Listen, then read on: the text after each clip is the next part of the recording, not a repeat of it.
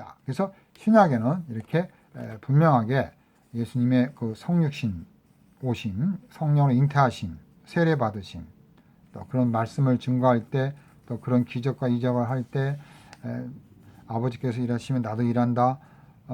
또 예수님께서 어떤 일을 사역을 하시고 아버지께 영광을 돌리시고 또 기도하시고 다 삼위일체적인 그런 모습이 나와 있죠. 그래서 우리는 신약에는 성부와 성자와 성령이 분명하게 이렇게 나와 있다.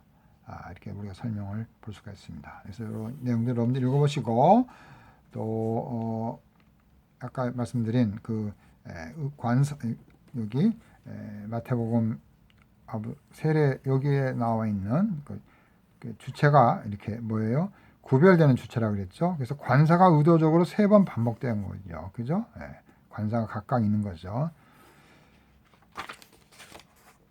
자, 마지막으로 사도들 가운데서도 바로 이런 삼중적, 지금은 우리 주 예수 그리스도의 은혜와 하나님 아버지의 무한하신 사랑과 성령의 감화 감동하심이 할 때 그런 삼중적 축복, 그러니까 결국 그 민수기 6장에 있는 여호와께서 너에게 복을 주시기를 원하노라 할 때 그 3번 축복이 바로 삼위일체적이라는 거죠. 이게 바로 축도에 있어서 3번 나왔기 때문에 성부, 성자, 성령 동일한 축복의 근원 형태이기 때문에 민수기 6장도 바로 삼위일체라는 거죠. 자, 그래서 이제 삼위일체의 개별적인 것들을 우리가 한번 살펴보고 여기까지 오늘 마치려고 합니다.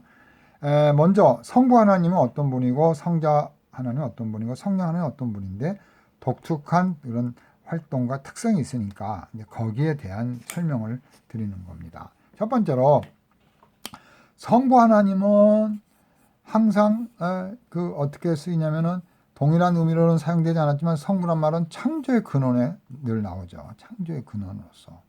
또 선민의 아버지로 신명기서, 또 성도들의 아버지, 하늘에 계신 우리들의 아버지. 그래서 늘 먼저 나오게 되죠. 그래서 성부라는 말은 제2 성자와 관계를 표현하기 위해서 제1 하나님을 할 때 관계돼서 관계적으로 적용되는 용어죠. 성자가 이제 하나님과 관계에 있어서 아버지 이렇게 한다는 거죠. 그래서 성부의 독특한 특성은 영원부터 성자를 낳으신다. 낳았다는 것이 성부가 이렇게 있는데 성자를 이렇게 내보내는 유출하는 이런 개념이 아니죠. 함께 계셨다라는 영원부터 함께 계셨는데 이제 그런 예정과 그런 하나님의 섭리 속에서 아들은 구속의 역할을 담당하시기 위해서 준비되셨다. 그런 내용입니다. 그래서 성육신이 되신다라는 내용을 아들 비가튼이라는 말을 쓴 거예요. 낳았다는 말을. 그래서 그의 사역은 구속 사업을 계획을 하시는 거예요. 하나님 계획하시고 창조하시고 또 섭리하시고 설계하시고 그래서 삼위일체를 대표하는 사역을 하나님 성부가 다 하시는 거죠. 그런데 이 모든 일들이 성부에게로 이제 돌려지는데 동시에 성자와 성령도 함께 여기에 관여하시는 거예요. 그러니까 계획하고 창조하고 섭리할 때 성자는 없고 성령은 없다 이렇게 하면 안 되는 거죠. 주도적으로 하신다는 거죠. 자, 성자 하나님은 성부 하나님이 있기 때문에 성자 하나님을 쓰시는 거예요. 혼동되지 않도록. 요한복음 1장 14절 여기 보시고 또 하나님의 선택된 메시아가 되기 때문에 기름 부은 자가 되기 때문에 성자라는 말을 쓰는 거죠. 성령의 작용으로 말미암아 탄생하셨죠. 그래서 영원 전부터 성부에게 나셨다. 그러니까 성자의 근원은 성부에 있는 거죠. 그러니까 우리가 예수님은 성부에 나셨기 때문에 예수님의 존재가 이제 관계가 되는데 그 의미를 우리는 어떻게 봐야 되냐면 성부가 있는데 여기서 이렇게 뛰어나왔다. 여기서 이렇게 여기가 먼저 있고 이렇게 나왔다. 이렇게 하면 안 된다는 거예요. 하나님이 계시는데 성부 하나님 그 내재적인 성부 하나님의 그 내적 사역 속에서 성부는 이렇게 계획을 하고 창조 계획을 하고 성자 하나님은 다시 이렇게 해서 오시기로 구속하시고 이렇게 지상 사역을 감당하시는 그 역할을 하는 거예요. 성신 하나님은 다시 이 두 분이 하신 것을 완성하시는 그 사역을 하도록 하나님께서 전체 하나님 안에서 이렇게 준비가 되신 거예요. 그러니까 처음부터 계신 거고 발생했다. 이런 용어를 쓰는 거예요, 학자들이요. 자, 그래서 그 사역이 특징이 뭐예요? 바로 중재적인 사역. 그러니까 아버지와 죄인을 중재하는 거. 그러니까 중재하는 거는 동등한 거죠. 아버지와 아들이 동등한데 중재를 할 수 있는 거지 못한 사람이 중재할 수가 없는 거예요. 여기와 여기를 중재하는데 하나님 아버지보다 못한 열등한 사람이 이 사람을 설득하고 중재할 수가 없는 거예요. 그러니까 동등한 하나님이기 때문에 죄인을 중재시킬 수 있는 권한을 갖고 있는 거죠. 만물은 성자를 통해서 창조되고 보존된다. 그러니까 만물 창조가 아버지도 하지만 성자도 참여하신 거죠. 보존도 마찬가지죠. 자, 성령 하나님을 하겠습니다. 성령 하나님에 대해서 가장 이제 사람들이 오해를 하고 하나의 병 고치고 능력을 행하고 방언하고 이런 정도의 수준으로 보는데 그건 아니라는 거예요. 인격적인 하나님. 그래서 우리가 성령 하나님에 대해서 존중하고 좀 더 동등한 성부와 동등한 하나님으로 우리가 존중히 여겨야 된다는 겁니다. 그래서 성령 하나님은 탐구하시고 증거하시고 우리가 말씀을 증거할 때 성령님이 증거하시잖아요. 명령하시는 거예요. 또 말씀을 계시해 주시고 말씀을 깨닫게 하시고 조명해 주시고 또 우리를 중재시켜 주시고 그래서 성령 하나님은 어떤 능력과 구별된 거죠. 주로 성령의 능력이 나타나서 병을 고치는데 그 능력이 아니라는 거예요. 능력을 주시는 분, 능력을 창조하시는 분, 생명을 주시는 분이 성령 하나님이지 성령 하나님을 능력과 같이 이렇게 연결해서 착각해서 능력은 성령이다 이렇게 봐서 안 된다는 거죠.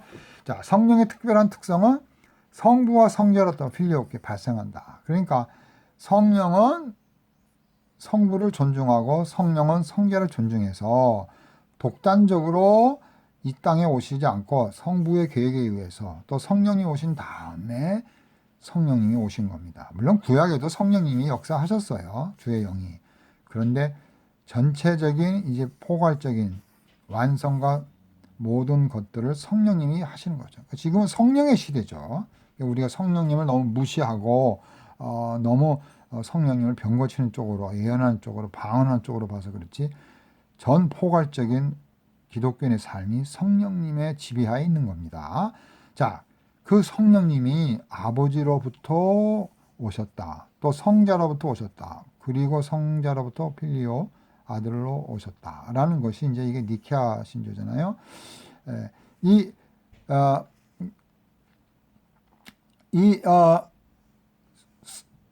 성령님은 그러니까 결과적으로 그러니까 그만큼 우리가 존중해 드려야 되는 거죠. 그러니까 더 열등해서 세 번째 온 하나님이다 이렇게 봐서 안 된다는 거예요.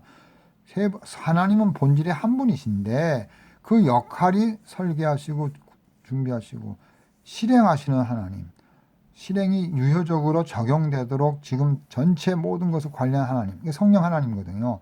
그러니까 성부와 성자와 성령은 한 분 하나님이시면서 그 역할, 피조, 설계, 창조, 피조물과의 그런 관계에 있어서 각각 역할 분담에 있어서 특징이 나와요. 그러나 구속은 성자만 하고 성부는 안 한다. 그렇게 보면 틀린 거죠. 예수님이 십자가에 계실 때도 성부가 계시고 성령님이 계시는 거죠. 성령님께서 역사하실 때도 성자가 계시는 거예요. 성자 하나님이. 자, 그러니까 함께 하시지만 주도적인 사역은 특징적으로 있다는 거죠. 자, 성령의 사명은 창조와 구속을 완성하는 거죠. 그러니까 하나님이죠. 완성을 하니까. 아버지는 시작을 했지만 완성은 성령님이시죠. 그러니까 하나님이 완벽하게 함께 하신다라고 볼 수가 있습니다.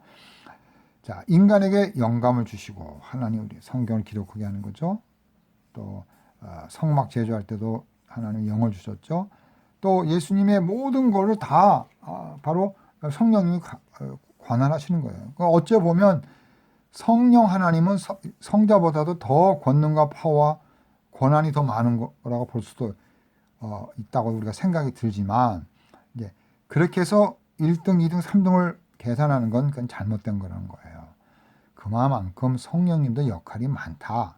그만큼 성령님도 예수님과 함께 하신다. 그런 관점을 보자는 거예요. 그게 이제 페리코레시스, 함께하는, 함께하는. 그래서 성부도 함께하는 거죠. 예수님이 태어날 때 성부도 함께하는 거죠. 성령님이 계신 건 당연하시고, 예수님이 고난받고 병을 고치고 기적을 일으키고 그럴 때 다 성부와 성자와 성령이 함께하시는 거죠. 그래서 성령은 특별히 생명의 원리로 내주하시는 역동적인 역사에 있어서 성령이 주로 주도적인 역할을 하신다. 교회를 가르치시고 보호하시고 인도하시는 일을 하신다. 이런 것들이 좀 더 성령님의 주도적인 역할이다. 성령님은 하신다. 이렇게 오해하시면 안 된다는 거죠. 성자와 성부도 함께 하시는데 주도적인 좀 더 독특한 특징으로서 이런 역할은 성령님이 주로 하신다. 십자가에서 돌아가시는 것은 성자가 하시는 거지 성부가 하시는 건 아니잖아요. 그러니까 성자가 십자가에서 돌아가시는데 중재사역인데 그러나 함께 하신다. 성부와 성령이 함께 하신다. 이렇게 우리가 삼위일체를 이해하시면 될 것 같습니다. 오늘 수업을 여기서 마치겠습니다.